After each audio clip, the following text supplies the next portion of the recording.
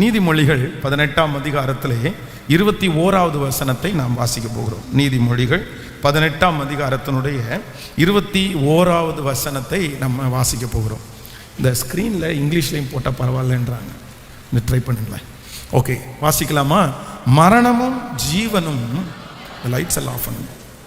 மரணமும் ஜீவனும் நாவின் அதிகாரத்தில் இருக்கும், அதில் பிரியப்படுகிறவன் அதன் கனியை புசிப்பார்கள்.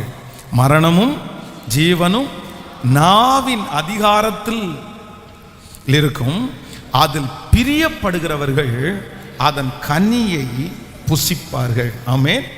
ஆண்டவருடைய பிள்ளைகளே, இந்த வசனத்தை குறித்து நம்ம ஏற்கனவே நிறைய காரியங்களை நம்ம கற்றுக்கொண்டிருக்கிறோம். மரணமும் ஜீவனும் நாவின் அதிகாரத்திலே இருக்கிறது. அப்போ ஒரு மனிதனுடைய வாழ்க்கையிலே ரொம்ப அவசியமான ஒன்று என்ன அப்படின்னா, நம்முடைய வாயிலிருந்து புறப்படுகிற வார்த்தை. இந்த வார்த்தையிலே ஒரு தேவனுடைய பிள்ளை கவனமாக இல்லை அப்படின்னு சொன்னால், இந்த வார்த்தை ஒரு மனுஷனை பிழைக்கவும் வைக்கும், அதே நேரத்தில் இந்த வார்த்தை ஒரு மனிதனை கொல்லவும் செய்யும். நிறைய பேர் தன்னுடைய வாயினாலே ஆசீர்வதிக்கப்பட்டிருக்கிறாரு, நிறைய பேர் தங்களுடைய வாயின் வார்த்தையினாலே அழிக்கப்பட்டிருக்கிறாரு. ஒரு சாதாரணமான ஒரு பிஸ்னஸாக இருந்தால் கூட அந்த பிஸ்னஸினுடைய ப்ராடக்ட் பொருள் ரொம்ப நல்ல பொருளாக இருக்கலாம், அந்த கடை ரொம்ப அழகான கடையாக இருக்கலாம், ஆனால் அதில் ரொம்ப முக்கியமானது என்ன அப்படின்னு சொன்னால், அந்த பொருளை விற்கிற ஒரு மனுஷன் அதை குறித்து பேசுகிறாங்க பாருங்களேன். இந்த பொருள் எப்படிப்பட்டது, இந்த பொருள் என்னென்ன பண்ணும், இந்த பொருளுக்கு அதை சொல்லும் போதே நிறைய பேருக்கு இல்லை இந்த பொருளை வாங்கினா எப்படி இருக்கும் அப்படின்னு நிறைய பேருக்கு தோணும். அப்போது இந்த உலகத்தில் வாழ்வதற்கு, இந்த உலகத்தில் ஒரு பிஸ்னஸ் பண்ணுறதற்கு, இந்த உலகத்தில் குடும்பத்தை நடத்துவதற்கு எக்ஸெட்ரா எல்லாவற்றுக்கும் ரொம்ப அவசியமான ஒன்று என்ன அப்படின்னா, நம்முடைய வாயிலிருந்து புறப்படுகிற வார்த்தை. ஒரு மனிதன் தன்னுடைய வாழ்க்கையிலே தன்னுடைய பேச்சை அவன் சரி செய்வானால், அந்த பேச்சிலே அவர்களுக்கு ஞானம் இருக்குமே ஆனால், நான் நம்புறேன் இந்த சமுதாயத்தில் தோற்றவர்களாய் அல்ல, கர்த்தர் அவர்களை ஜெயித்தவர்களாய் நிறுத்துவார்.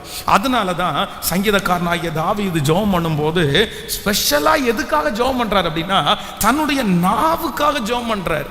ஆண்டவரே, என்னுடைய நாவிற்கு நீர் காவல் வையும், என்னுடைய உதடுகளின் வாசலை காத்து கொள்ளும் அப்படின்னு சங்கீதக்காரன் ஜெபம் பண்றதுக்கு காரணம் இருக்குது. நிறைய பேர் எனக்கு முன்பாக இருந்த ராஜாக்கள், அண்டை நாட்டு ராஜாக்கள், நிறைய பேர் தங்களுடைய வாயினாலே கெட்டு போயிட்டாங்க, தங்களுடைய வாயினாலே சண்டையை இழுத்துட்டாங்க. ஆனா என்னுடைய வாயினுடைய வார்த்தை ரொம்ப கவனமா இருக்கணும் அப்படின்னு அவர் ஜெபம் பண்றார். இன்றைக்கு அநேக ஆண்டவருடைய பிள்ளைகளுக்கு ஸ்பிரிச்சுவல் லைஃப் கரெக்டா இருக்குது, அவங்க காணிக்கை கரெக்டா கொடுத்துட்றாங்க, திருச்சபைக்கு வர்றாங்க, ஊழியம் செய்யறாங்க, எல்லாத்துலயும் அவங்க சரியா இருந்தாலும் அவங்களுடைய வாயில் இருந்து புறப்படுகிற வார்த்தையினால் அவர்கள் சரியா இல்லை. இன்றைக்கு நான் என்ன உங்களுக்கு செய்தியை ஆயத்தம் பண்ணி வந்திருக்கிறேன் என்றால், அறிக்கை செய்வதனால் உண்டாகிற 3 விதமான ஆபத்தை குறித்து உங்களோடு பேச போகிறேன். கவனிங்கள். ஒரு மனிதன் தன்னுடைய வாழ்க்கையிலே ஒரு வார்த்தையை திரும்ப திரும்ப திரும்ப அறிக்கை செய்கிறதுனால நன்மையும் இருக்கு, தீமையும் இருக்கு. சிலர் ஓயாம தன்னுடைய வாயில என்ன பண்ணுவாங்க அப்படின்னா, நான் செத்து போனா நல்லா இருக்கும், நான் செத்து போனா நல்லா இருக்கும், நான் ஏன் ஜீவனோட இருக்கிறேன், இந்த வார்த்தையை ஒரு டைம் இல்ல பல டைம் சொல்லிட்டே இருப்பாங்க பாருங்க. சிலர் இன்னும் சொல்லுவாங்க, நான் சீக்கிரமா டைவர்ஸ் பண்ணிடுவேன், நான் உங்களை டைவர்ஸ் பண்ணிடுவேன், பேசாம நான் டைவர்ஸ் பண்ணிட்டு போலாமா அப்படின்னு நான் யோசிக்கிறேன், நான் ஏன் உங்களோட வாழணும். அந்த வார்த்தையை ஒரு டைம் இல்ல பல டைம், ஏதாவது சண்டைன்னு வந்துருச்சாலே உடனே அதை உச்சரிக்க ஆரம்பிச்சிருவாங்க.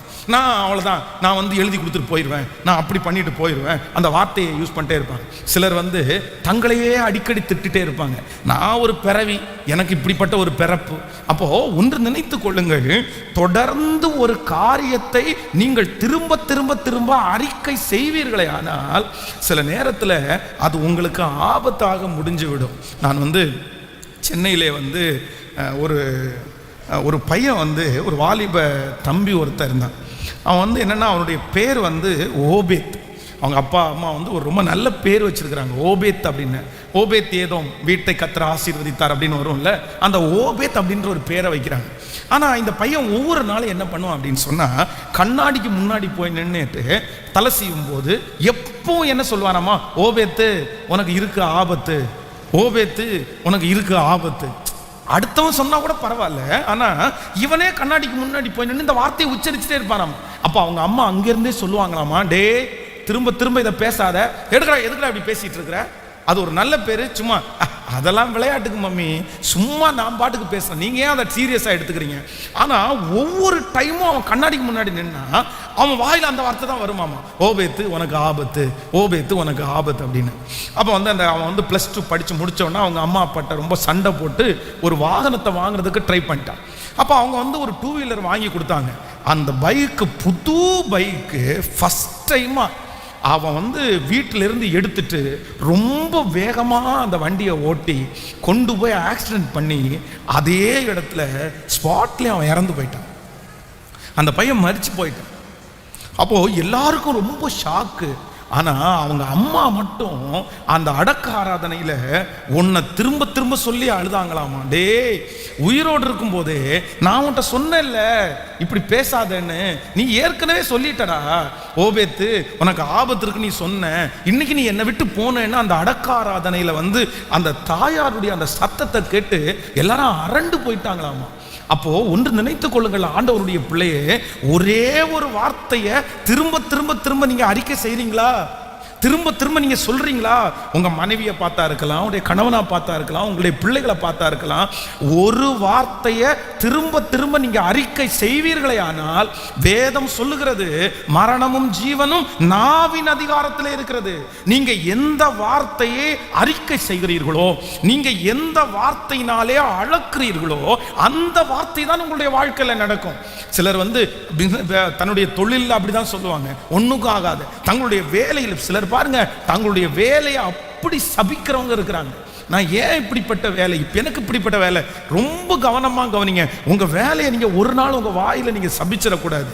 எதற்காக சபிக்கணும்? அந்த வேலையில முன்னேறதற்கு, அந்த வேலையில சாதிப்பதற்கு ஞானத்தையும் கிருபையும் கர்த்தரிடத்துல கேளுங்க. நான் நம்புறேன், அவரால் உயர்த்த முடியாத மனிதன் என்று ஒருவரும் இல்லை, அவரால் உயர்த்த முடியாத வேலை என்று ஒன்றுமில்லை. எவரையும் மேன்மைப்படுத்தவும் பலப்படுத்தவும் அது கர்த்தருடைய கரத்தினாலே ஆகும். அதைத்தான் கேட்கணுமே தவிர அப்படி சபிச்சிடக்கூடாது. சிலர் தன்னுடைய பிள்ளைகளை அப்படியே நிறைய அறிக்கை செய்யறாங்க.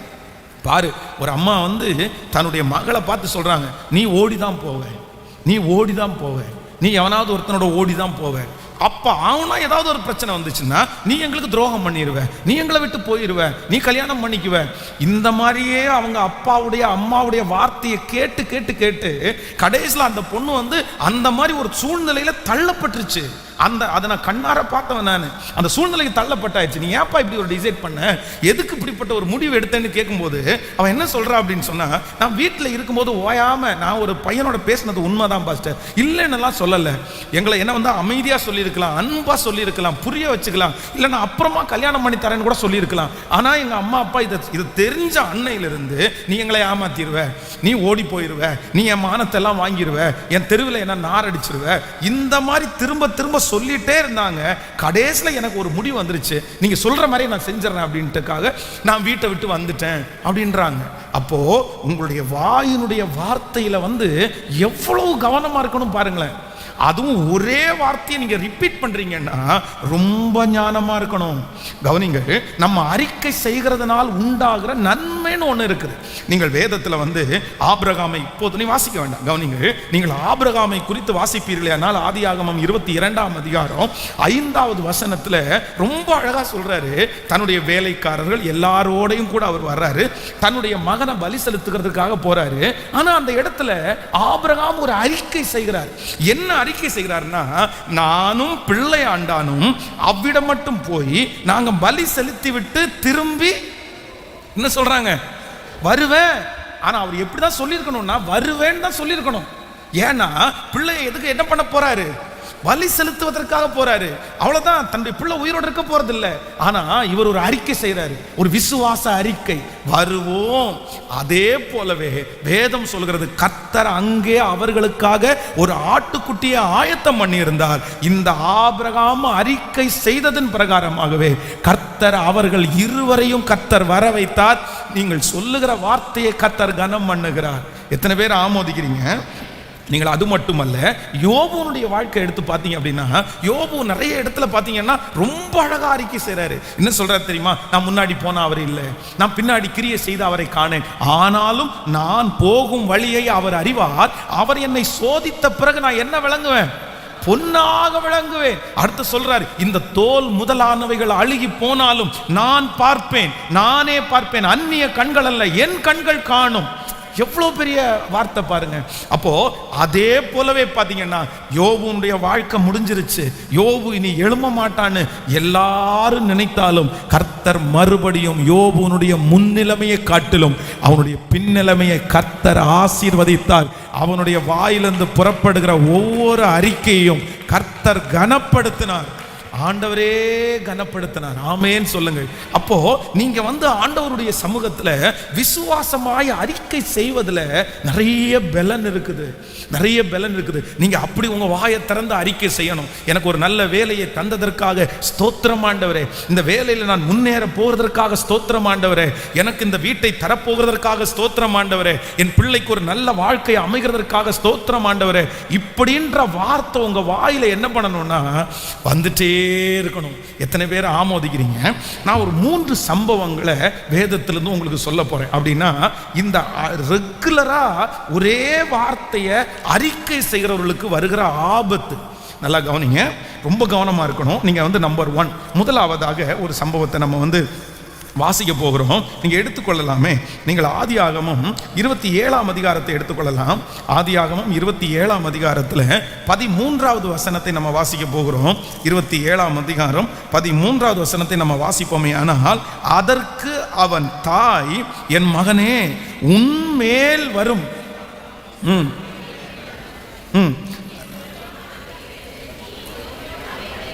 அவன் தாய், என் மகனே உன்மேல் வரும் சாபம் என் மேல் வரட்டும், என் சொல்லை மாத்திரம் கேட்டு நீ போய் அவைகளை என்னிடத்தில் கொண்டு வா என்றாள். இந்த சம்பவம் உங்களுக்கு எல்லாருக்கும் தெரிந்த சம்பவம். அப்படின்னா ரெபேக்காள் என்ன சொல்றாருன்னா, யாக்கோபை அழைத்து, கடந்த வாரத்தில் கூட நம்ம இதை குறித்து தியானிச்சோம் நிறைய வார்த்தை. என்ன சொல்றாங்க, நீங்க உங்க அப்பா உங்களுடைய ஏசாவை ஆசீர்வதிக்க போறாரு, ஆனா நீ போய் என்ன பண்ணுன்னு சொன்னா, ஆட்டு மந்தையில போய் ஒரு ஆட்டை எடுத்துட்டு வந்துரு, நான் உனக்கு ரொம்ப அழகா சமைச்சு உங்க அப்பாவுக்கு கொடுத்து அனுப்புறேன், நீ போய் அப்பாவுக்கு கொடுத்த ஆசீர்வாதத்தை வாங்கிட்டு வான்றாங்க. உடனே அவன் சொல்றான், அப்பா ஒருவேளை என்ன கண்டுபிடிச்சிட்டாருன்னா அவர் ஆசீர்வாதத்திற்கு பதிலாக சாபத்தை தந்துருவாரே, நான் என்ன பண்ணேன்னு சொன்ன உடனே இந்த அம்மா ஒரு அறிக்கை செய்ய சொல்றாங்க, மகனே உன்மேல் விழுகிற சாபம் என்ன வரட்டும்? என் மேல் வரட்டும். உன் மேல விழுகிற சாபம் ஏன்? ஆனா ரெபேக்காளுக்கு 100% தெரியும், கண்டிப்பா இது அவங்க ஈசாக்கு கண்டுபிடிச்சா கூட அவர் என்ன பண்ண மாட்டாரு, சபிச்சிட மாட்டாரு. அது ஒன்றும் பெரிய விஷயம் இல்லை. அப்படி நம்ம பக்கத்தில் உட்காந்து பார்த்துட்டு தானே இருக்கிறோம். ஒருவேளை அப்படி சிச்சுவேஷன்ஸ் கொஞ்சம் மாறுறது மாதிரி இருந்துச்சுன்னா ஓடி போய் அவங்க அப்பாவை தடுத்துடலாம் அப்படின்ற எண்ணம் கூட அவர்களுக்கு ஓடி இருக்கலாம். ஆனா ஒரு வார்த்தையை விடுறாங்க, உன் மேல விழுகிற சாபம். கவனிங்க, இந்த வார்த்தையை சொல்லியாச்சு. குடும்பத்துக்குள்ள ஒரு பெரிய பிரச்சனை வந்துருச்சு. தன்னுடைய மூத்த பையன் தனியா போயிட்டான், சின்ன பையன் தனியா போயிட்டான். எல்லாரும் செட்டில் ஆயிட்டாங்க, ஃபேமிலி ஆயிட்டாங்க, குழந்தை பிறந்துருச்சு.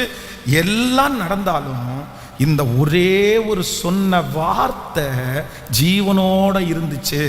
ஸோ அந்த வார்த்தையை அவர்களால் அழிக்கவே முடியல.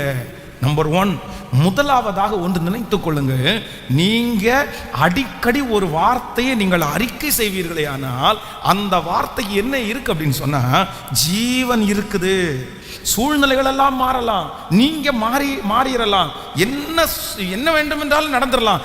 ஆனா நீங்க பேசின வார்த்தை ஒரு நாளும் என்ன பண்ணாது அப்படின்னு சொன்னா அது அழியாது, அது அப்படியே இருக்கும், அது ஜீவன் உள்ளது.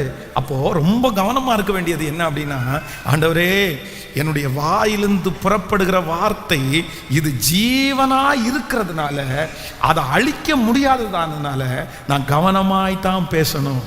ஆமேன் சொல்லுங்கள். அதான் உலகத்தில் ஒரு பழமொழி சொல்லுவாங்க, நாவினால் தீயினால் சுட்ட புண் உள்ளாரும் ஆறாதே, நாவினால் சுட்ட வடு அப்படின்னு சொல்லுவாங்க.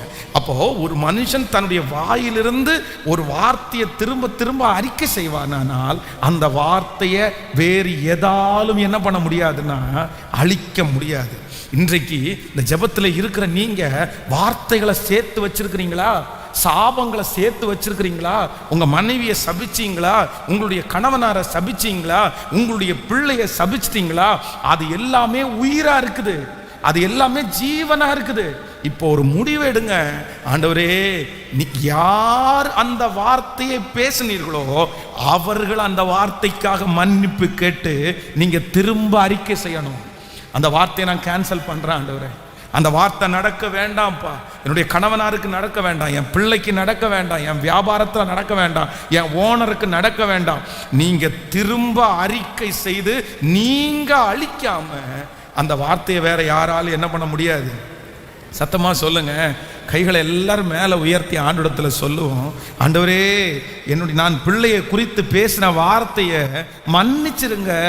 அந்த வார்த்தையை ஆண்டவரை நான் திரும்ப வாபஸ் வாங்கிக்கிறேன்.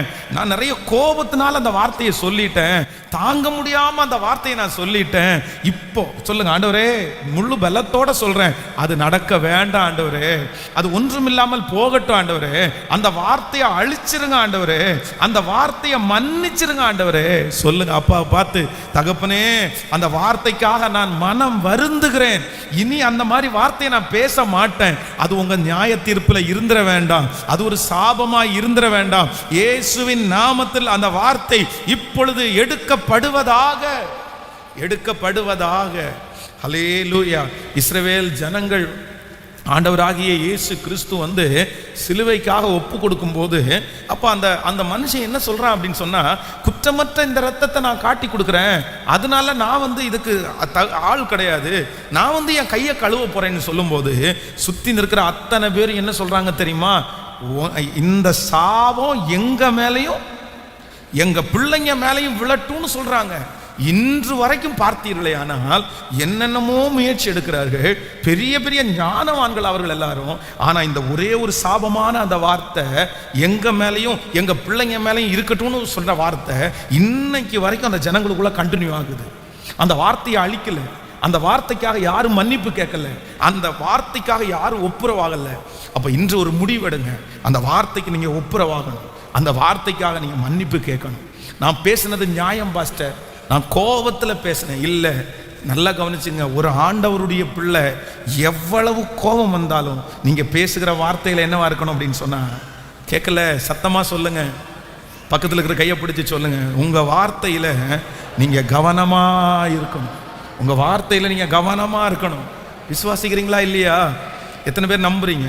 இல்லை, கோபம் வந்தோடனே சில பிள்ளைகள் வந்து அவ்வளவு மோசமான வார்த்தையை தன்னுடைய தகப்பனை பார்த்து பேசுகிறார்கள், தன் தகப்பனை பார்த்து பேசுகிறார்கள். ரொம்ப கவனமாக இருக்கணும். நான் உங்களுக்கு சொல்லுவேன், ஒரு ஒரு சகோதரன் திருமணமாகி கிட்டத்தட்ட 7 ஆண்டுகளாக அவனுக்கு குழந்தை பாக்கியம் இல்லை. அப்போது அந்த குழந்தை பாக்கியத்துக்காக அவன் போய் எல்லா டெஸ்ட்டையும் எடுக்கும்போது எல்லாமே நார்மலாக இருக்குது. அந்த பையனுக்கு நார்மல், அந்த பொண்ணுக்கு நார்மல், எல்லாமே நார்மல். ஆனால் குழந்தை பாக்கியம் கிடைக்கல. அப்போது ஒரு நாள் ஜெபிக்கும் போது எனக்கு என்னமோ ஒரு மனசுக்குள்ளே வந்து அவங்க அம்மா அப்பாவை அவங்க காயப்படுத்துனது மாதிரி என்னுடைய மனதில் தோணிகிட்டே இருக்குது. அப்போ நான் வந்து அவன்கிட்ட சொல்கிறேன், என்னப்பா நீ கோபத்தில் ஏதாவது உங்கள் அம்மா அப்பாவை காயப்படுத்தி இருக்கிறியா? அப்போ அவன் ஒரு வார்த்தை சொன்னான் பாருங்களேன், அவங்க அப்பாவை அந்த பையன் திட்டும்போது பொம்பளைன்னு சொல்லி திட்டிருக்கிறேன். அதை ஒரு வார்த்தையை சொல்லி திட்டுவாங்க பாருங்களேன், அப்படி சொல்லி திட்டிருக்கான். நம்ம அந்த வார்த்தை சொன்னதில் அவங்க அப்பா வந்து அன்றைக்கு இடிஞ்சு போய் உட்கார்ந்தாராம். கோபத்தினுடைய உச்சகட்டத்தில், நீ அப்படிப்பட்டவன், நீ அப்படி அந்த வார்த்தையை சொல்லி, ரொம்ப அசுத்தமான ஒரு வார்த்தை.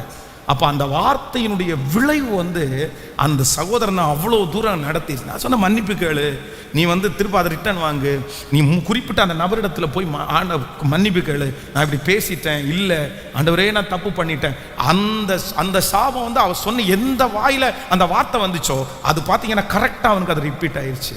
அப்போது நம்முடைய வாழ்க்கையில் அறிக்கை செய்வதில் நம்ம என்னவா இருக்கணும்னா ரொம்ப கவனமாக இருக்கணும்.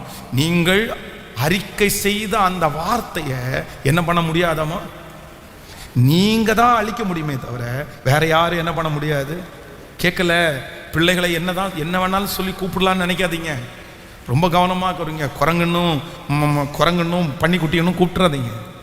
ஆமாம், அதுக்கு ஒரு பன்னிக்குட்டியை வீட்டில் வளர்த்துருக்கலாமே நீங்கள், எதுக்கு பிள்ளைகளை பெற்று போடணும்? அப்படியெல்லாம் ஆண்டவருடைய பிள்ளைகள். நான் என்ன சொல்கிறேன் அப்படின்னு சொன்னால், நீங்கள் வாயினால் அதற்கு பதிலாக நல்லா அறிக்கை செய்து பாருங்களேன்.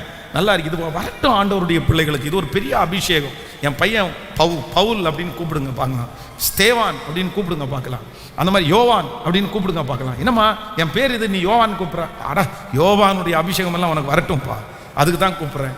அப்படி கூப்பிட்டு பாருங்களேன், உங்கள் பிள்ளைங்க ரொம்ப ஆசீர்வாதமாக இருப்பார்கள். கைகளை அசைத்து ஒரு ஹல்லேலூயா சொல்லலாம். ஸோ நம்பர் 2, இரண்டாவதாக இன்னொரு வசனத்தை கூட வாசிக்கலாம். யாத்ராகமும் 3ஆம் அதிகாரத்திலே 11வது வசனத்தை வாசிக்க போகிறோம். யாத்ராகமும் 3ஆம் அதிகாரத்திலே 11வது வசனத்திலிருந்து வாசிக்கலாமா? அப்பொழுது மோசே தேவனை நோக்கி, பார்வோனிடத்திற்கு போகவும் இஸ்ரவேல் புத்திரரை எகிப்திலிருந்து அழைத்து வரவும் நான் எம்மாத்திரம்? அதற்கு அவன், நான் உன்னோடே இருப்பேன். நீ இந்த ஜனத்தை எகிப்திலிருந்து அழைத்து வந்தவனும் நீங்கள் இந்த மலையில் தேவனுக்கு ஆராதனை செய்வீர்கள். நான் உங்களை அனுப்பினேன் என்பதற்கு இதுவே அடையாளம் என்ன? அப்பொழுது மோசே தேவனை நோக்கி, நான் இஸ்ரவேல் புத்திரரிடத்திற்கு போய் உங்கள் பிதாக்களுடைய தேவன் உங்களிடத்தில் என்னை அனுப்பினார் என்று அவர்கள் சொல்லும்போது அவருடைய நாமம் என்ன என்று அவர்கள் என்னிடத்தில் கேட்டால் நான் அவர்களுக்கு என்ன சொல்லுவேன் என்றான். கவனிங்க எல்லாரும், கவனமா கவனிங்க. இங்கே இந்த மோசையை குறித்த இந்த வாழ்க்கை உங்களுக்கு எல்லாருக்கும் தெரிஞ்சது. அப்படி என்னன்னா, ஆண்டவர் 20 லட்சம் ஜனங்களை நடத்தக்கூடிய ஒரு பொறுப்பை வைத்துக்கொண்டு இவனை ஆண்டவர் பின்தொடர்ந்துட்டே இருக்கிறாரு. நீ வாப்பா, உன்னை நான் அனுப்புவேன்ப்பா, அதற்காக தான் உன்னை காப்பாற்றினேன், அதற்காக தான் உன்னை அந்த நயல் நதியில காப்பாற்றினேன், அதற்காக தான் உன்னை படிப்பிச்சேன். நிறைய விஷயத்த சொன்னாலும் மோசே தன்னுடைய வாயில என்ன அறிக்கை செய்யறான் அப்படின்னா, நான் தகுதியான ஆள் கிடையாது, என்னால முடியாது, அவங்க இப்படி கொஸ்டின் கேட்பாங்க, நான் என்ன பண்ணுவேன். கர்த்தர் எத்தனையோ அவனுக்கு சொல்றாரு. ஆனா திரும்ப திரும்ப திரும்ப என்ன அறிக்கை செய்யறான் அப்படின்னா, நான் அவங்கள கொண்டு போய் சேர்த்துக்கிட மாட்டேன், நான் அவங்கள கடைசி வரைக்கும் கொண்டு போய் கொடுக்கக்கூடிய சக்தி எனக்கு இல்லை, நான் என்ன பண்ணுவேன். ஆனா நாட்கள் தாண்டினது. ஆண்டவர் ஒரு வற்புறுத்தலா அவனை கொண்டு போய் அந்த ஊழியத்தில் கர்த்தர் விட்டுட்டாரு. அந்த ஊழியத்தை அவன் கண்டினியூ பண்றான். ஆனா ஒரு பெரிய ஒரு சிக்கல் நடக்குது. என்ன அப்படின்னா, இவன் ஆரம்பத்தில் என்ன வார்த்தை சொன்னானோ அந்த வார்த்தை என்ன பண்ணிச்சு அப்படின்னா, முடிவிலே அந்த வார்த்தை நடந்துருச்சு. கவனிங்க, நம்பர் 1, முதலாவதாக நீங்க பேசுற வார்த்தையை உங்களால என்ன பண்ண முடியாது? நீங்க உங்களுடைய வாயிலிருந்து புறப்படுகிற வார்த்தைகள் அழியாது.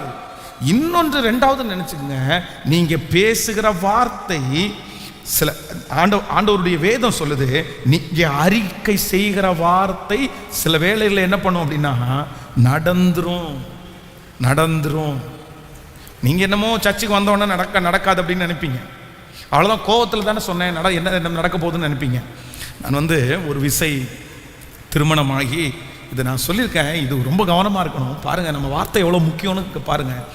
நான் திருமணமான புதிதிலே இந்த திருச்சியிலேருந்து தான் கல்யாணம். அப்படின்னா அரியலூர் தான் பாஸ்டர் அம்மாவுடைய ஊராக இருந்துச்சு. அப்போ திருச்சி தாண்டி தான் அந்த அரியலூருக்கு போகணும். அப்போ அந்த அரியலூருக்கு போய் அந்த ரிசப்ஷன் நடந்துச்சு பாருங்கள். அந்த ரிசப்ஷன் முடிச்சுட்டு நாங்கள் ஒரு ஆமினி வேன், அந்த வேனில் நான், பாஸ்டர் அம்மா, சர்ச்சினுடைய மூப்பனார் ஐயா, அம்மா, அப்புறம் இன்னும் 2 பேர். ஒன்று நம்முடைய சர்ச்சினுடைய பாஸ்டர், அசிஸ்டன்ட் பாஸ்டர் சுஜித், அவங்க இப்போ இங்கே ஊழியம் பண்ணுறாங்க. அவங்க இன்னொரு ஊழியத்தில் இருக்கிற இன்னொரு பிரதர். இப்போ எல்லாரும் சேர்ந்து அந்த ரிசப்ஷனை முடிச்சுட்டு இப்போ கிளம்புறோம். அப்போ அந்த திருச்சியை கிராஸ் பண்ணும்போது பார்த்தீங்க அப்படின்னு சொன்னால், அங்கே ஒரு முக்கொம்பு ஆறு ஒன்று இருக்குது, உங்களுக்கு தெரியும்னு நினைக்கிறேன். அந்த ஆற்றுல குளிச்சுட்டு போயிடலாம் அப்படின்னு ஒரு முடிவு எடுத்து, அது மே மாதமாக இருக்கிறதுனால ரொம்ப ஹீட்டாக இருந்துச்சு. சரி, எல்லாருமே குளிச்சுட்டு போயிடலாமே அப்படின்னு சொல்லி இப்போ எல்லாரும் ஆற்றுக்காக இறங்குறோம். அங்கே இருக்கிறதுலே யாருக்குமே நீச்சல் தெரியாது, ஆனால் எனக்கு நீச்சல் தெரியும். நான் சின்ன வயசுலேருந்தே எங்களுடைய விளையாட்டே நீச்சல் தான். நான் விளையாட்டே நாங்கள் 1 மணி நேரம், 8 மணி நேரம், 9 மணி நேரம் எல்லாமே தண்ணிக்குள்ளே விளையாடிருக்கோம். அப்படி அப்போ அதில் ஒரு பெரிய கான்ஃபரன்ஸ். அப்போ எல்லோரும் போகிறோம்.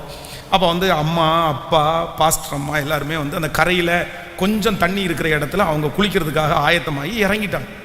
நாங்கள் 3 பேரும் கிராஸ் பண்ணி அந்த பக்கத்தில் போய் குளிக்கலாம், தூரத்தில் போய் குளிக்கலான்னு கிராஸ் பண்ணுறோம். அப்போது நான் விளையாட்டுத்தனமாய், நான் ஒரு பெரிய விஷயமா அதை யோசிக்கவே இல்லை. நான் என்ன சொன்னேன்னா, சத்தமாக, புது மாப்பிள்ளை காணோம், ஆற்றுல குளிக்க சென்று மாயமானார், அப்படி இந்த ஹெட்டிங் நியூஸ் சொல்லுவாங்கல்ல, அந்த மாதிரி சும்மா சொல்லிட்டு போகிறேன். புது மாப்பிள்ளையை காணவில்லை, ஆற்றிலே குளிக்க சென்றவர் மாயமானார் அப்படின்னு சொன்ன உடனே அம்மா இங்கிருந்து திட்டுனாங்க. ஏய், முதல்ல வாயை கழுவு, என்ன பேசிட்டு இருக்கிற நீ, எதுக்கு இப்படி எல்லாம் பேசுற அப்படின்னு சொன்னாங்க. நான் அதை ஒரு பெரிய விஷயமாவே எடுத்துக்கல, அதை யோசிக்கவும் இல்லை. நாங்கள் போனோம், குளிச்சுட்டு இருந்தோம். அப்போ வந்து எனக்கு ஒருத்தனுக்கு நீச்சல் தெரிறதுனால இவங்க எல்லாம் கொஞ்சம் கரையில் இருங்க, இந்த இடத்துல வந்துடாதீங்க, ஆழம் ரொம்ப ஜாஸ்தியாக இருக்குது அப்படின்னு சொன்னேன். இவங்க 2 பேரும் விளையாண்டு என்ன பண்ண, நான் வந்து கொஞ்சம் ஆழமான இடத்துல குளிச்சுட்டு இருந்தேன். இவங்க 2 பேரும் விளையாண்டு ஆழமான இடத்துக்கு வந்துட்டாங்க, மூழ்கிட்டாங்க. இப்போ நான் பார்க்குறேன், தண்ணிக்குள்ளே இவங்க மூழ்கிட்டு இருக்காங்க. என்னடா இப்படி ஆயிடுச்சு அப்படின்னு நினச்சிட்டு சரின்னு ஒருத்தரை பிடிச்சி வந்து அந்த தலைமுடியை பிடிச்சி கரையேற்றிட்டேன். இன்னொருத்தன் வந்து சுஜிதா அப்போவே குண்டா இருப்பார், ரொம்ப உடம்பு அதிகமாக இருக்கு. அவன் என்ன பண்ணிட்டான்னா, தண்ணி ரொம்ப அதிகமாக போகிறதுனால அவன் தப்பிக்கிறதுக்கு என்ன கட்டி பிடிச்சிட்டான். அது எப்பவுமே தண்ணிக்குள்ள ஒரு ஆபத்து வந்துருச்சுன்னு சொன்னால் காப்பாற்ற போகிறவங்க ரொம்ப கவனமாக இருக்கணும். அவங்களுக்கு அந்த பயத்தினுடைய உச்சக்கட்டத்தில் எதுன்னெல்லாம் பார்க்க மாட்டாங்க. அப்போ வந்து அவன் என்னை கட்டி பிடிச்சிட்டா, என்னாலையும் மேலே வர முடியல, அவனாலையும் மேலே வர முடியல. அப்போ எனக்கு என்னென்னமோ தோணுது, அவ்வளோதான், நமக்கு எல்லாம் முடிஞ்சிச்சு போல தெரியுது, பரலோகமே கண்ணுக்கு தெரிற மாதிரி இருக்கணும் வைங்களேன். அப்போ பார்த்தீங்க அப்படின்னு சொன்னால் இப்போல்லாம் வந்து நகை எல்லாம் கிளியராக வெட்டிடுவோம். ஏன் அப்படின்னா அப்போ பேச்சில் அதில் நிறைய நகம் இருந்துச்சு, அதை வெட்டணுன்ற அந்த உணர்வும் இல்லை. அப்போ வந்து அவன் கட்டி என்னை பிடிச்சிட்டான் பாருங்களேன். நான் கையில் நகம் இருந்ததுனால அவனை அந்த கையில் சேர்த்து வச்சு அப்படியே இழுத்துட்டேன். அவனுக்கு வலி தாங்க முடியாமல் விட்டான். ஸோ அதுக்கப்புறம் காப்பாற்றி கரையில் கொண்டு வந்து ஃபஸ்ட்டு கேட்டது என்ன கேட்டேன் அப்படின்னு சொன்னால், என்னை மன்னிச்சிருங்க ஆண்டவர், என்ன தான் கேட்டேன். என்னை மன்னிச்சிருங்க ஆண்டவரே, நான் பேசின ஒரு வார்த்தைக்கு வந்து இவ்வளோ சீக்கிரமாக இப்படி நடக்கும்னு நான் நினைக்கல, நான் அதை கேன்சல் பண்ணுறேன், நான் அந்த வார்த்தையை தெரியாமல் சொல்லிட்டேன், விளையாட்டுத்தனமாக சொல்லிட்டேன், அது இனி எங்கேயுமே நடந்துடக்கூடாது, ரொம்ப கவனமாக இருங்க, ரொம்ப கவனமாக இருங்க. உங்கள் வாயிலிருந்து சில நேரத்தில் விளையாட்டுத்தனமாய் கூட புறப்படலாம், விளையாட்டுக்காக, ஒரு பெரிய ஒரு ஜாலிக்காக நீங்கள் சொல்லலாம். ரொம்ப ஜாக்கிரதை, ரொம்ப ஜாக்கிரதை. என் வாயிலிருந்து புறப்படுகிற ஒவ்வொரு வார்த்தையும் கணக்கு வைக்கப்படுகிறது. என் வாயிலிருந்து புறப்படுகிற வார்த்தை கண்டிப்பாக நடக்கும். இன்னைக்கு நடக்குமோ இல்லையோ, ஆனால் ஒரு நாள் நடக்கும். நீங்கள் நல்ல வார்த்தையை பேசுறீங்களா, அது அப்படியே நடக்கும். சத்தமாய் சொல்லுங்கள், ஆமேன்னு சொல்லுங்கள். தீமையான வார்த்தை சொல்லுகிறீங்களா, அது நடந்துரும், அது நடந்துரும். அதனால இன்னைக்கு ஜெபிக்கலாம், ஆண்டவரத்தில் ஜெபம் பண்ணும். ஆண்டவரே, நான் அந்த வார்த்தைகளை எல்லாம் என்ன பண்ணுறேன் அப்படின்னு சொன்னால், என் பிள்ளையினிடத்திலிருந்து நான் எடுத்து வாபஸ் வாங்குறேன் ஆண்டவரே, எடுத்து போடுறேன் ஆண்டவரே. நாம் விளையாட்டுத்தனமாய் சொன்ன வார்த்தைகள் எல்லாம் நான் எடுத்து போடுறேன் ஆண்டவரே, அது நடந்துடவே கூடாது. கைகளை அப்படியே உயர்த்தி சொல்லுங்க பார்க்கலாம். ஆண்டவரே அப்பா, அந்த வார்த்தைகள் ஒன்று நடந்துடக்கூடாது. நான் கோபத்திலே பேசின வார்த்தைக்கு ஒரு மன்னிப்பு கிடைப்பதாக சொல்லுங்க, மன்னிப்பு கிடைப்பதாக, மன்னிப்பு கிடைப்பதாக. ஆமே. எத்தனை பேர் ஆமோதிக்கிறீங்க? எங்க அம்மாவுக்கு வந்த வியாதி எனக்கு வந்துடும், எங்க அம்மா மாதிரி நான் அப்படி கேன்சர் ஆயிடுவேன், எங்க அப்பாவுக்கு சுகர் வந்திருக்கு, எனக்கும் சுகர் வந்துடும். அந்த மாதிரி நான் ஆண்டவருடைய பிள்ளைகளை அந்த திரும்ப திரும்ப திரும்ப அறிக்கை செய்கிற அதை எடுத்து போட்டுருங்க. நான் சொல்கிறேன், உங்கள் அம்மா அப்பா உங்கள் அம்மா உங்கள் அப்பா கர்த்தரை எப்படி பிடிச்சாங்கன்னு தெரில, ஆனால் நீங்கள் ஆண்டவரை பிடிக்கிறது வித்தியாசமானது. அதன்படி நடக்க போகிறது இல்லை. விசுவாசிக்கிறீங்களா இல்லையா? நான் நினைப்பேன், ஆண்டவருடைய பிள்ளைகளை இன்று வரையிலையும் முதல் ஜெனரேஷனில் அந்த அந்த சாராயத்தை டேஸ்ட் பண்ணாத, அது தொட்டு கூட பார்க்காத ஒரு ஆள் யார் அப்படின்னா, ஃபஸ்ட்டு நான் தான். முதலில் எங்கள் வம்சத்தில் ஃபஸ்ட்டு, என்னுடைய அம்மாவுடைய வம்சத்தில், எங்கள் அப்பாவுடைய வம்சத்தில் எல்லாருமே குடிகாரங்களாக இருக்கிறாங்க. என்னுடைய ஜெனரேஷனுக்கு அப்புறம் இப்போ வர்ற என்னுடைய அண்ணனுடைய பிள்ளைகள், அக்காவுடைய பிள்ளைகள் வந்து அதை கண்டினியூ பண்ணுறாங்க. அது அப்போது ஆனால் எங்கள் வம்சத்துக்கே தலையில் ஒரு எழுத்து இருக்குது. ஏன்னா எங்கள் தாத்தா வந்து யார் அப்படின்னா, சாராயம் வடிகட்டுறவர் தான் எங்கள் தாத்தா. சாராய வியாபாரி, சாராயத்தை காய்ச்சிறவர். தன்னுடைய பிள்ளைகள் வந்து 12 பேருக்கு வீட்டிலே காய்ச்சி குடிப்பாங்க, அந்த மாதிரி ஆட்கள். எங்கள் பாட்டி வந்து அதுக்காக எல்லாத்தையும் செஞ்சு கொடுப்பாங்க. ஆனால் நான் நம்புகிறேன், நான் ஆண்டவரை சேவித்தது வித்தியாசமானது. அந்த வாசனையும் என் மேலே அடிக்கலை, அது தோணமும் இல்லை. நான் அப்போ கூட எங்கள் அப்பாவை திட்டுவேன், இந்த நாத்தம் பிடிச்ச கர்மத்தை ஏன் தான் குடிக்கிறீங்கன்னு தெரியல, இது இவ்வளோ நாத்தம் அடிக்குதே, இது போய் எப்படி என்ன பண்ணீங்க? எனக்கு அருவருப்பாக இருக்கும் அது. அந்த குடி எங்கள் அப்பா குடிச்சனால குடிகாரங்களை குடித்தாலே அந்த ஸ்மெல் எனக்கு தெரிஞ்சிடும். அவங்க என்னதான் வந்து அந்த சாக்லேட் எல்லாம் போட்டாலும் கண்டுபிடிச்சிடலாம். இது என்ன இப்படி பண்ணிட்டு இருக்காங்க, ஒரு குடிக்கிறதோ, ஒரு பீடி சிகரெட் குடிக்கிறதோ, இந்த இந்த ஒரு எண்ணம் கூட என் வம்சத்தில் ஃபர்ஸ்ட் வராத நபராய் கர்த்தர் வச்சிருக்கிறாரு. இப்ப இதுல இருந்தே விடுதலை கர்த்தர் கொடுக்க முடியுமானால் ஏன் நோயிலிருந்து கர்த்தர் விடுதலை கொடுக்க முடியாது? ஏன் சாபத்திலிருந்து கர்த்தர் விடுதலை கொடுக்க முடியாது? ஏன் கடனிலிருந்து கர்த்தர் விடுதலை கொடுக்க முடியாது? நான் நம்புறேன், தகப்பனும் தாயும் சுமந்த கடன் பாரத்தை பிள்ளைகள் நீங்கள் சுமப்பது இல்லை, அந்த வியாதியை நீங்கள் சுமப்பது இல்லை, அந்த தோல்வியை நீங்கள் சுமப்பதில்லை. இயேசுவின் நாமத்தினால இப்பொழுது நான் பிரசங்கம் பண்ணி கொண்டிருக்கிறதே போதே அந்த பரம்பரமான வியாதிகளை கடிந்து அப்புறப்படுத்தி ஜெபிக்கிறேன். இப்பொழுது கர்த்தருடைய அக்கினி பிள்ளைகள் மேல் இறங்குவதாக, பேர பிள்ளைகள் மேல் இறங்குவதாக, ஜெனரேஷன் மேல இறங்குவதாக. ஸ்தோத்திரம், ஸ்தோத்திரம். எங்க ஆண்டவர் பெரியவர். அப்படி ஏதாவது ஒன்று நடந்திருக்குமே ஆனால் நீங்கள் ஒன்று பண்ணுங்க. என்னன்னா, எங்கள் அம்மாவுடைய பலவீனம் என்ன தொடருது, எங்கள் அப்பாவுடைய பலவீனம் என்ன தொடருது அப்படின்னு நீங்கள் நினைப்பீர்களே ஆனால் இப்போ நீங்கள் ரொம்ப ஆண்டவரை தேடுங்க. இல்லை இது எனக்கு வரக்கூடாது அப்படின்றதுல நீங்கள் உறுதியாக நில்லுங்க. நான் நம்புகிறேன், என் இயேசுவால் ஆகாதது என்று ஒன்றும் இல்லை.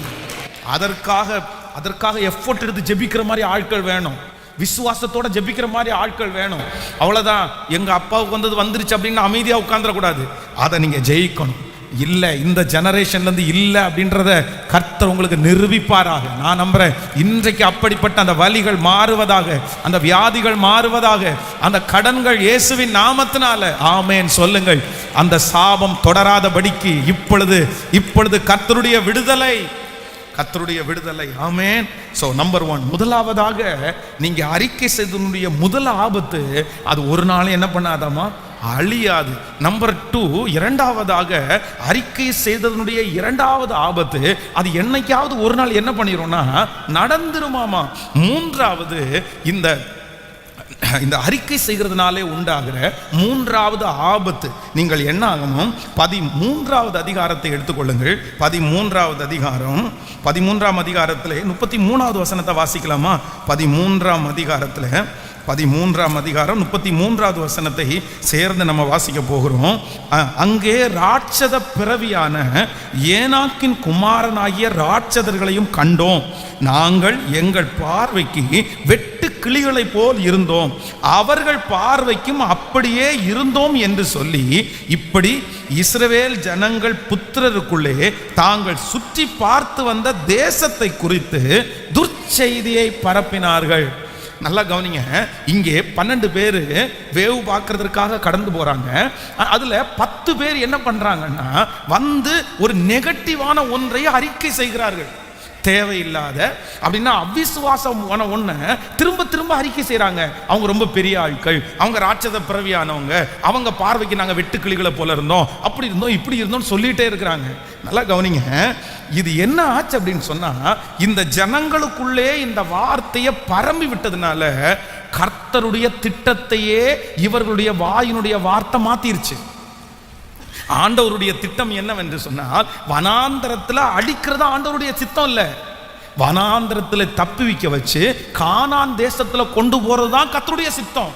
ஆனா இவர்கள் திரும்ப திரும்ப இவங்க 10 பேர் அறிக்கை செஞ்சு அவங்களோட கூட ஜனங்களும் அறிக்கை செஞ்ச உடனே இப்போ ஒரு தண்டனை வருது. நீங்க யாரும் கானான் தேசத்துக்குள்ள என்ன பண்ண முடியாது, பிரவேசிக்க முடியாது.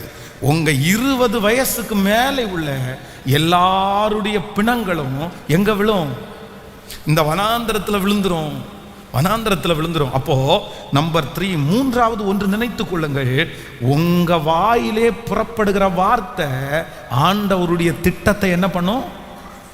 கேட்கல, பக்கத்தில் கையை பிடிச்சி சொல்லுங்க, கர்த்தருடைய திட்டத்தையே உங்க வார்த்தை மாத்திரும். நீங்க திரும்ப திரும்ப அறிக்கை செஞ்சீங்கன்னா கர்த்தருடைய திட்டத்தை மாத்திரும்.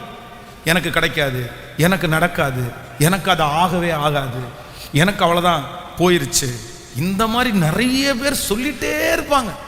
ஆனா ஆண்டவர் உங்களை குறித்து என்ன யோசிச்சிருப்பாரு? உன்னை ஒரு நல்ல இடத்துல வைக்கணும், உன்னை நல்லா அலங்கரிக்கணும், கர்த்தர் உங்களை உயர்த்தணும்னு பெரிய பெரிய திட்டத்தை வச்சிருப்பாரு. ஆனா நம்ம நிறைய பேர் பேசியே கர்த்தருடைய திட்டத்தை என்ன பண்றோம் அப்படின்னா அப்படியே உடைச்சிடும். கர்த்தருடைய பிள்ளையே, சூழ்நிலையை பார்த்து வாயை விடாதீங்க, கோபமா இருக்கும்போது வாயை விடாதீங்க, உங்களுக்கு ஏமாற்றம் வரும்போது வாயை விட்டுறாதீங்க. ஏன் அப்படின்னா உங்களுடைய வார்த்தைகள் சில நேரங்களிலே தேவ திட்டத்தையே மாற்றக்கூடிய பவர் அந்த இடத்துக்கு இருக்குது. எத்தனை பேர் ஆமோதிக்கிறீங்க? கைகளை அசைத்து ஒரு ஹல்லேலூயா சொல்லலாம். ஆண்டவரிடத்துல சொல்லுங்க, ஆண்டவரே என் வாய்க்கு காவல் வையும். என் மேலே வச்சிருக்கிற உங்களுடைய திட்டத்தை நான் ஒரு நாள் மாற்றுவதற்கு என் வாயின் வார்த்தைக்கு நான் என்ன பண்ண மாட்டேன்னா, நான் பெர்மிஷன் கொடுக்க மாட்டேன் ஆண்டவரே. கைகளை எல்லாரும் உயர்த்தி, கைகளை எல்லாரும் உயர்த்தி சொல்லுங்க அப்பாவை பார்த்து, ஆண்டவரே இயேசுவே ஹல்லேலூயா. உங்க திட்டம், எங்க மேல வச்சிருக்க திட்டம் நடைபெறணும் ஆண்டவரே. எங்களுடைய வார்த்தைகள் ஏதாவது ஆண்டவரே நீங்க எங்க மேல வச்சிருக்கிற திட்டத்தை மாற்றுமானால் இப்பொழுது அந்த வார்த்தைகளை எல்லாம் கேன்சல் பண்ற ஆண்டவரே. சொல்லுங்க முழு பலத்தோட, முழு பலத்தோட சொல்லுங்க அப்பா அந்த கிருபையை தாரும், அந்த கிருபையை தாரும். முழு பலத்தோட சொல்லுங்க அந்த கிருபையை தாரும் ஆண்டவரே. நன்றி அப்பா, நன்றி அப்பா. ஆமென் சொல்லுங்க. அப்போ உங்களுடைய அறிக்கை எதை மாத்திரக்கூடாது? தேவ திட்டத்தையே நீங்க என்ன பண்ணிடக்கூடாதுன்னா மாத்திரவே கூடாது. ஹல்லேலூயா. கவனிங்க, ஒரு விசை வாடகைக்காக இந்த சம்பவத்தை சொல்லி ஜெபித்து முடிக்கிறேன். வாடகைக்காக ஒரு இடம் ஒன்று வந்துருச்சு. அப்போ அந்த இடம் வந்து ரொம்ப தூரமான ஒரு இடத்துல இருக்குது, ரொம்ப வெளி ஊரில் இருக்குது. அப்போ எனக்கு வந்து அந்த இடம் வந்து தேவைப்படலை.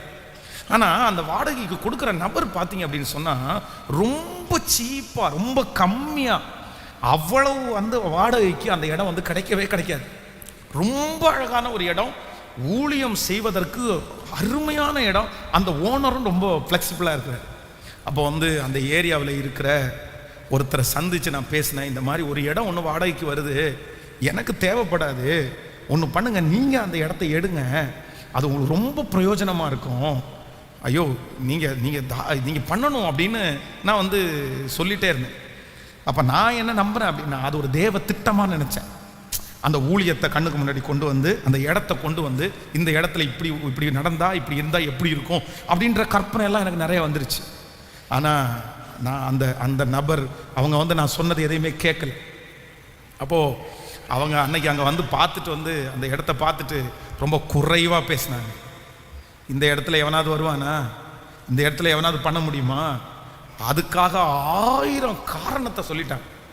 ஆனால் எனக்கான ஒரு பெரிய தெளிவு இருந்துச்சு, ஒரு பெரிய பிரகாசம், ஒரு பெரிய நல்லா இருக்கும் அப்படின்ற மாதிரி தோணிச்சு.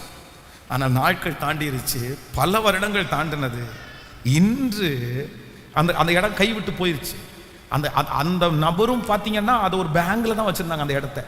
அவர் அப்போ சொன்னார், சார் யாராவது நல்ல ஆட்கள் வந்து வாடகைக்கு இருந்துட்டு கொஞ்ச நாள் தாண்டி அந்த லோனை போட்டு அந்த இடத்த பர்ச்சேஸ் பண்ணால் கூட நான் சந்தோஷப்படுவேன் சார் அப்படின்லாம் சொன்னார். அழகான ஒரு வாய்ப்பு, சரியான ஒரு வாய்ப்பு.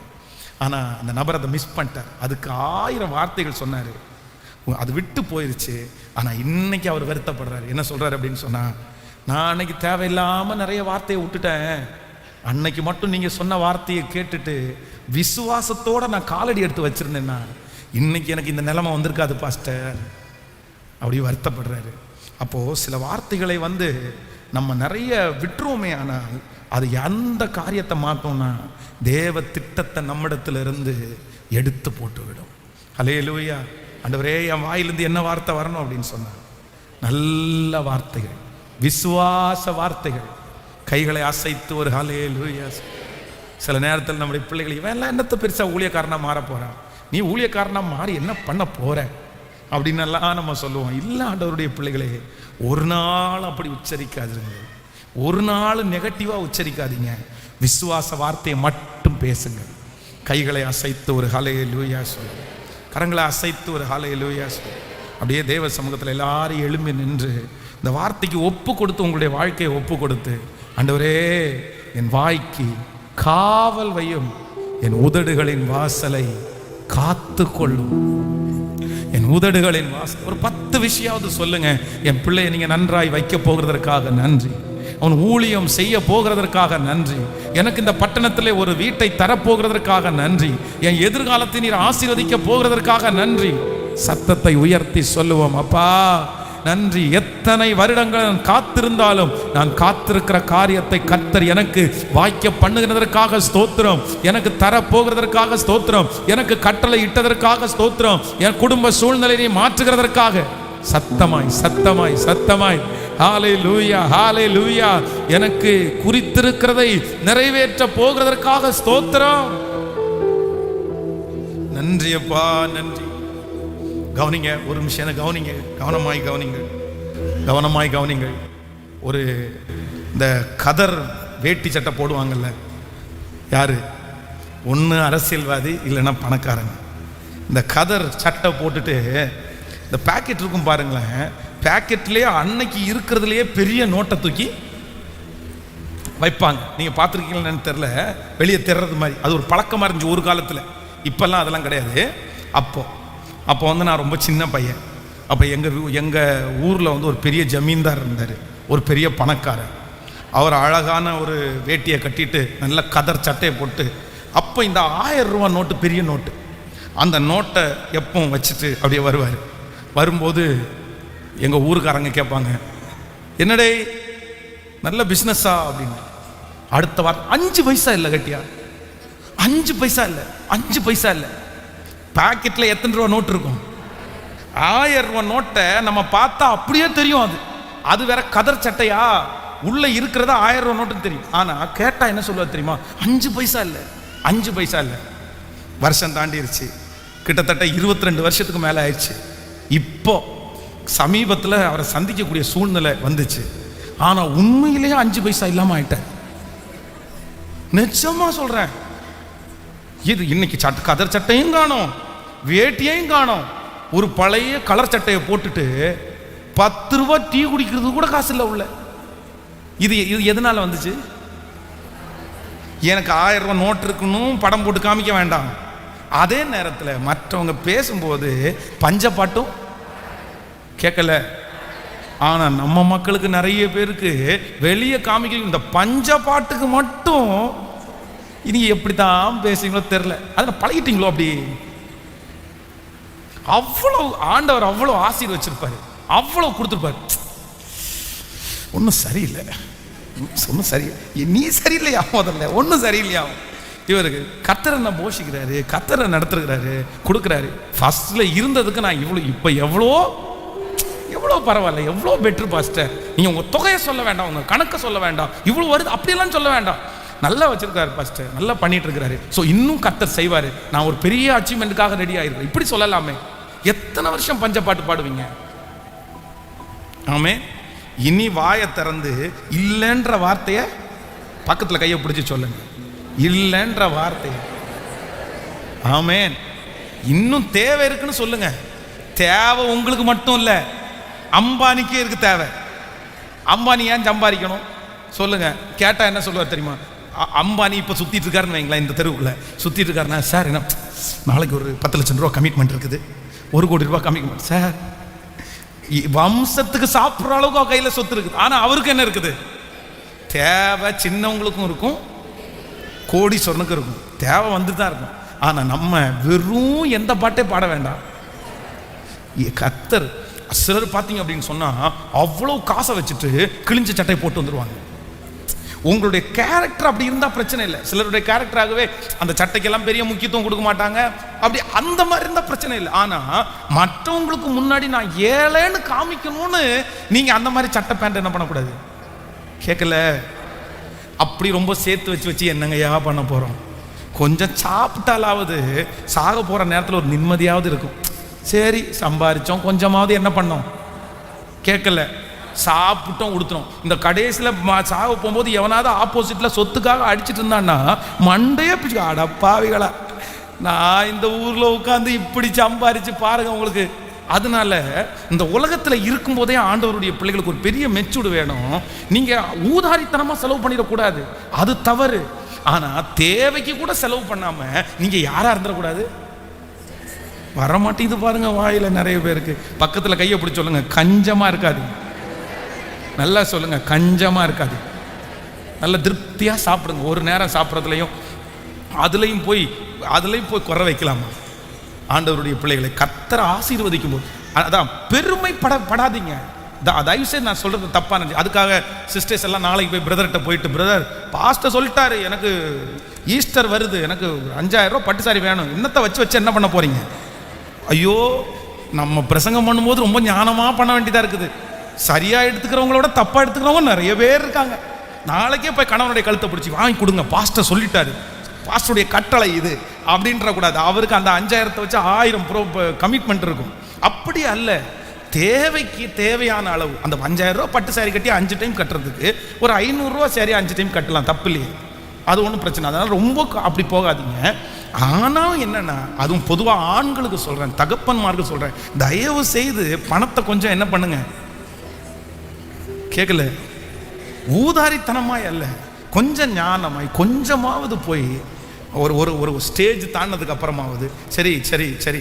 இல்லைன்னா உங்களுடைய ஆத்மா மரணம் அடைகிற நேரத்தில் ரொம்ப வியாகுலப்படும், ரொம்ப வியாகுலப்படும். நீங்கள் கஷ்டப்பட்டு உழைக்கிறீங்க, கஷ்டப்பட்டு சம்பாதிக்கிறீங்க, கொஞ்சமாவது இது பண்ணலை. இந்த இடத்தினுடைய ஓனரையா நான் திட்டிகிட்டே இருப்பேன், இறந்துட்டாங்க இப்போ, ரொம்ப திட்டுவேன், ஏயா இப்படி வர்றீங்க. அவருக்கு இருக்கிற சொத்து மதிப்பே கிட்டத்தட்ட 80 கோடிக்கு மேலே 90 கோடிக்கு மேலே இருக்குது. ஆனால் வரும்போது பார்த்தீங்கன்னா கிழிஞ்ச சட்டை கிழிஞ்ச வேஷ்டியை கட்டிட்டு ஒரு ஓட்ட வண்டியில் வருவார். கடைசியில் அவருடைய டெத்துக்கு போகும்போது அவர் நெட்டி மேலே ஒரே ₹1 காயின் மட்டும்தாங்க ஒட்டியிருந்தாங்க. ₹1 காயின், அவ்வளோதான். நம்ம கூட அடக்காராதனைக்கு பார்த்தீங்கன்னா பெட்டியெல்லாம் வாங்கிடுவோம். கொஞ்சம் வசதி உள்ளவங்க ஒரு நல்ல பெட்டியை வாங்குவாங்க. ஆனால் அவங்க ரட்சிக்கப்படாதவங்களா இருக்கிறனால பெட்டி கூட வாங்க மாட்டாங்க. ஓலை இருக்கு பாருங்களேன், ஓலையில் அதுக்கு பேர் என்ன, பாடை. அந்த பாடையை கட்டி அதுக்கு மேலே வச்சு ₹1 நெட்டியில் ஒட்டி. அப்போ நான் நினச்சேன், சே உங்களுக்கு இத்தனை கோடி ரூபாய் இருக்கையா, ஒரே ஒரு ஆண்டு மட்டும் நீங்கள் ஒரு கார் வாங்கி ஓட்டி அப்படியே வந்திருக்கலாம்ல, நல்லா இருந்திருக்குமே, இவ்வளோ எதுக்கு ஒன்றும் கொண்டு போகலையே நீங்கள். அதனால் சில நேரத்தில் நம்ம ரொம்ப ஞானமாக இருக்கணும், இதில் ரொம்ப ஞானமாக இருக்கணும், செலவு பண்ணுறதுலையும் ஞானமாக இருக்கணும். செலவு கேட்கல, சிலருக்கு ஒரு ஹேபிட்டே ஊதாரி, எங்கே இருந்தாலும் எடுத்து கொடுத்து கடைசியில் பிச்சை வாங்குறதா வேலையாக இருக்கும். எங்கே போனாலும் கொடுங்க, கொஞ்சம் கடன் கொடுக்குறீங்களா, கொஞ்சம் கடன் கொடுக்குறீங்க, இது என்ன வேலை? ஆண்டவருடைய பிள்ளைங்க யார்கிட்ட கை நீட்டவும் செய்யாது, இந்த கையை குறிக்கவும் கூடாது, கைகளை அசைத்து ஒரு ஹல்லேலூயா சொல்லலாம். அப்போ இனி பாக்கெட்டுக்குள்ள 1000 ரூபா நோட்டை வச்சுட்டு, இப்போ 2000 ரூபா நோட்டில் 2000 ரூபா நோட்டு ஒன்றும் இல்லைன்னு என்ன பண்ணிடக்கூடாது. இன்னைக்கு தேவைக்கு கர்த்தர் எனக்கு தந்திருக்கிறார், ஆமேன்னு சொல்லுங்க. யாராவது உள்ள வர்றாங்களா, பிஸ்னஸ் பண்ணிட்டு இருக்கீங்களா, எப்படிங்க பிரதர் போயிட்டு இருக்குன்னு கேட்டா, உலகமே வீழ்ச்சி இல்லை, கொரோனாவுக்கு அப்புறம் யார் மேலே வந்தா? ஏயா நீங்கள் பேசல ஒரு நியாயம் இருக்காயா? கொரோனாக்கு அப்புறம் ஊரே வரலன்னா கூட கர்த்தர் நல்லா தானே வச்சாரு. நீங்கள் என்ன சாட்சி சொல்லணும் அப்படின்னா, எல்லாரும் கஷ்டப்பட்டாலும் ஏன் ஆண்டவர் என்ன போஷிச்சாருன்னு தானே சொல்லணும். அதுலேயும் ஒரு பஞ்சப்பட்டு எதுவுமே இல்லை, போச்சு இல்லை, அந்த கொரோனாவோட போச்சு. எத்தனை வருஷம் தான் இந்த கொரோனாவை சொல்லுவீங்களா தெரில, இல்லை ஆண்டவர் என்னை ஆசீர்வதித்தார். ஹல்லேலூயா. நானோ சிறுமையும் எளிமையுமானவன், கர்த்தரோ என்மேல் நினைவாய். ஊரில் உள்ளவங்கள்ட்ட சொல்லாட்டி கூட பரவாயில்ல, பாஸ்டர்டையுமா சொல்ல மாட்டீங்க. நாங்கள் அழுது ஜோம் பண்ணிருப்போம், ஆண்டவரே இந்த மாதம் இந்த பிரதருக்கு என்ன ஆண்டவரே ரொம்ப கஷ்டம்ன்றாரு, ஆண்டவரே இவர் கொஞ்சம் பிஸ்னஸாக கர்த்தர் பல மடங்கு ஆசை வச்சிருப்பாரு. அடுத்த மாதம் போய் கேட்டு, பிரதர் என்ன பிரதர் ஆச்சுன்னு கேட்டால் நம்ம மனசுக்குள்ளே ஜோம் பண்ணியிருப்போம், ஒன்றும் இல்லைன்னு சொன்னால் தான் நாங்கள் ஜோம் பண்ணுவோம்னு நினைக்கிறீங்களோ? இல்லை பாஸ்டர் பரவாயில்ல பாஸ்டர், கர்த்தர் ஜெபத்தை கேட்டார், அந்த மாதிரி ஒரு வார்த்தை சொல்லலாம்ல. அதனால் ஆண்டவரே என்னுடைய வார்த்தைக்கு நீர் காவல் வையும். ஹல்லேலூயா. ஆதங்கத்தில், மனசு வலியில், உங்களுடைய ரொம்ப இயலாமையில், உங்களுடைய குறைவில், ஆனால் ஆண்டவருடைய பிள்ளைகளே நீங்கள் ரொம்ப கவனமாக இருக்க வேண்டியது எதில் அப்படின்னு சொன்னால், ஆண்டவரே என் வாயின் வார்த்தை. எத்தனை பேர் ஆமோதிக்கிறீங்க? நான் ஓப்பனாக சொல்கிறேனே, ஏதாவது ஒரு வேளை பாஸ்டமாவே ஏதாவது ஒரு வார்த்தை திட்டேன்னா கூட என்னுடைய வண்டியில் ட்ராவல் பண்ணும்போது ஃபஸ்ட்டு ஜெபம் பண்ணுறது, ஆண்டவரே இந்த மாதிரி நான் சொல்லிட்டேன், வேண்டாம் அப்படியெல்லாம் பண்ணிடாதீங்க ஆண்டவரே, அப்படிலாம் செஞ்சிடாதீங்க ஆண்டவரே, அந்த வார்த்தையை அப்படியே கேன்சல் பண்ணுறேன் ஆண்டவரே. ஏதோ சின்னதாக ஒரு வார்த்தை சொல்லிட்டேன்னா கூட வேண்டாம். ஏன் அப்படின்னா நம்முடைய உயிர் அல்லவா அது, நம்முடைய கணவனார் நம்முடைய உயிர் அல்லவா, நம்முடைய மனைவி நம்முடைய உயிர் அல்லவா. எப்படி உருப்பட மாட்டேன்னு உங்களால் சொல்ல தோணுது? சிலர் சொல்றது கைகாலெல்லாம் விளங்க மாட்டேன் அப்படின்லாம் சொல்றாங்க. இதெல்லாம் எப்படி சொல்ல முடியுது உங்களால்? எப்படி உங்களை யாராவது சொல்லியிருக்கலாம், ஆனால் நான் நம்புறேன் அந்த வார்த்தை எல்லாத்தையும் கர்த்தர் கேன்சல் பண்ணிடுவார். அது நடக்காது. காரணம் இல்லாமல் விட்ட சாபம் பலிக்காது, கண்டிப்பாக உங்களுக்கு பலிக்காது. அதில் நீங்கள் ஃபெய்த்தாக இருங்க. ஆனால் வாயை திறந்து என்ன சூழ்நிலை வந்தாலும் என் வாயிலேருந்து என்ன தான் பேசுவேன் அப்படின்னா நலமானதையே பேசுவேன். எத்தனை பேர் நீங்கள் தீர்மானம் எடுக்கிறீங்க? ரொம்ப கேர்ஃபுல் சிஸ்டர், ரொம்ப கேர்ஃபுல் பிரதர், ரொம்ப கவனமாக இருங்க பிரதர். நீ இன்னையிலேருந்து ஒரு 1000 வார்த்தை நல்ல வார்த்தை சொல்லுங்க பிரதர். நிச்சயமாக சொல்கிறேன் பிரதர், உங்களை கர்த்தர் ரொம்ப நல்லா வைப்பார் பிரதர். உங்கள் வாயினுடைய வாயில புறப்பட உங்களுக்கு அந்த பலன் வரும் பிரதர். ஓ ஜீவன் இருக்கு, உங்க வார்த்தையில ஜீவன் இருக்குது. அது அப்படியே நான் சொல்றேன், அப்படியே செடியை கூட அப்படியே உயிரடைய பண்ணுமாமா. எனக்கு நடந்த சமயம், ஒரு செடியை நட்ட ஒரு மனுஷன் வந்து அந்த பூமியில நட்டா அது வராதுன்னு சொல்றாங்களா, இந்த பூமிக்கு இது வராது சார் அப்படின்னு. ஆனா ஒவ்வொரு நாளும் அந்த செடிக்கு முன்னாடி போய் உட்காந்து 5 நிமிஷம் அந்த செடியோட பேசுவாராம. நீ வளர்றதை நான் பார்ப்பேன், நீ பச்சை பச்சையா அந்த இலை வரும், நீ ஒரு நாள் பூ விடுவ, அந்த பூவை நான் எடுத்து மோந்து பார்ப்பேன், அதனுடைய வாசனை எனக்கு ரொம்ப பிடிக்கும். கடைசியில் பார்த்தீங்கன்னா அந்த ஏரியாவிலே அந்த செடி அவருடைய வீட்டில் மட்டும்தான் இருக்குது. எல்லாருக்கும் ஆச்சரியம். அப்போ நான் நம்புறேன், சில ஜீவராசிகளுக்கே உயிர் வரும்னா உங்க பிள்ளைக்கு வராதா, உங்க கணவனாருக்கு வராதா? 1000 டைம் சொல்லி சோர்ந்து போனேன்னு சொல்லலாம். சோர்ந்து போகாதீங்க, அது ஜீவன் அடைகிற வரைக்கும் அந்த வாயின் வார்த்தைகளை சொல்லு. ஹல்லேலூயா, ஆமென்.